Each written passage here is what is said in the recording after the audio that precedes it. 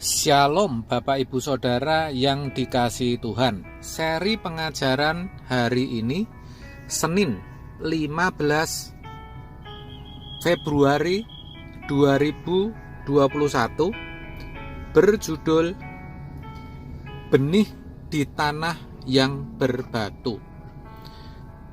Benih di tanah yang berbatu ini dikatakan Tuhan Yesus ketika ia memberikan perumpamaan tentang seorang penabur yang tertulis dalam Matius 13 ayat 5-6. Yang demikian bunyinya, sebagian jatuh di tanah yang berbatu-batu, yang tidak banyak tanahnya. Lalu benih itu pun segera tumbuh, karena tanahnya tipis. Tetapi sesudah matahari terbit, layulah ia dan menjadi kering, karena tidak berakar. Dikatakan, kalau benih jatuh di tanah yang berbatu, benih itu tetap tumbuh, tetapi setelah matahari terbit, maka ia akan layu dan kering, karena tidak berakar. Lalu, apa maksud perumpamaan itu? Di sini kembali Yesus menjelaskan maknanya. Benih yang ditaburkan di tanah yang berbatu-batu ialah orang yang mendengar firman itu dan segera menerimanya dengan gembira, tetapi ia tidak berakar dan tahan sebentar saja. Apabila datang penindasan atau penganiayaan karena firman itu, perhatikan, apabila datang penindasan atau penganiayaan karena firman itu, orang itu pun segera murtad. Matius 13 ayat 20-21.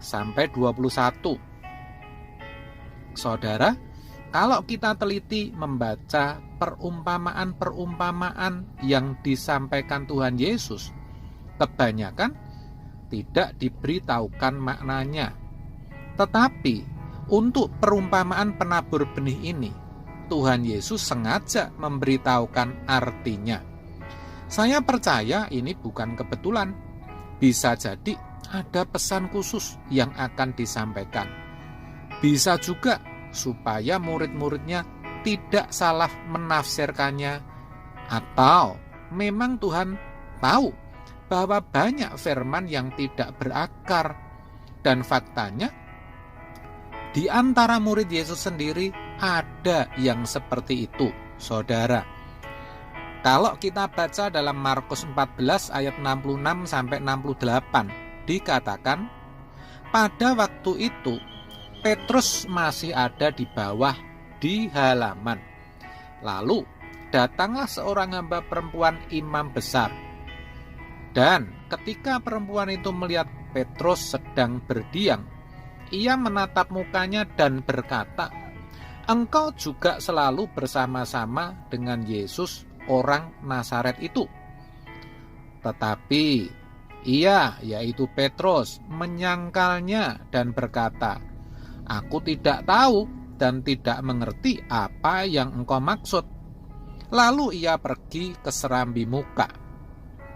Itu bukti bahwa Petrus pernah menyangkal Tuhan Yesus dan menjadi batu sandungan.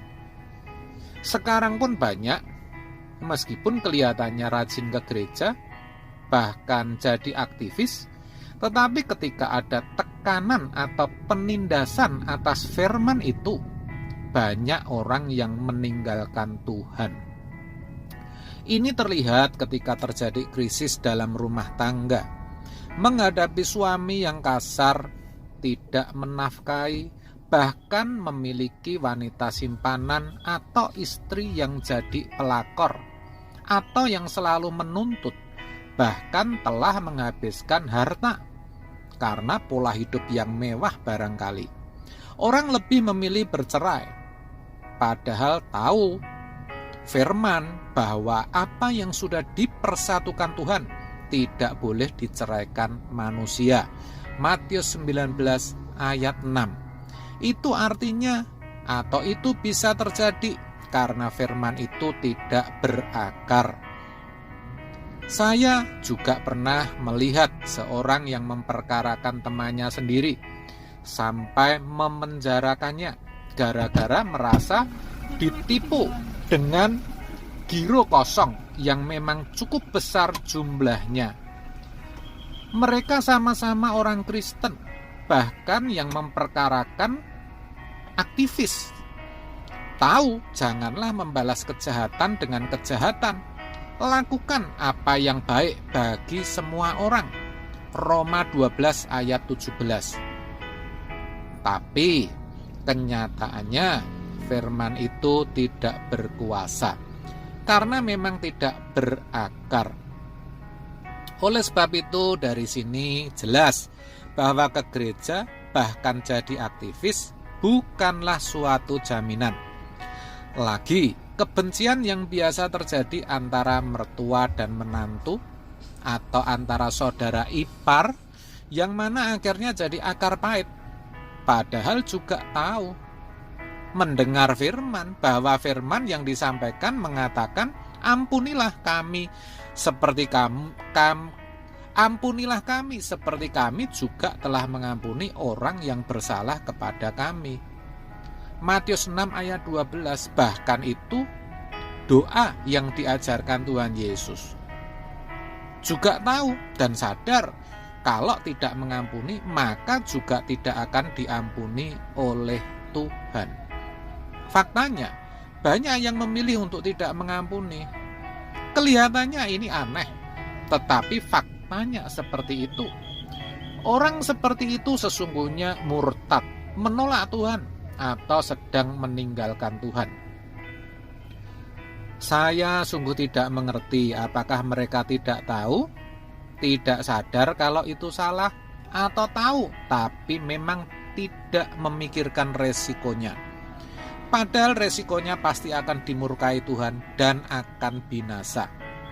Jadi hati-hati kalau saudara masih seperti itu, segera bertobat.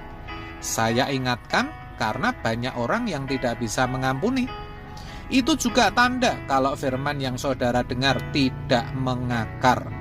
Itu sama artinya sia-sialah iman saudara.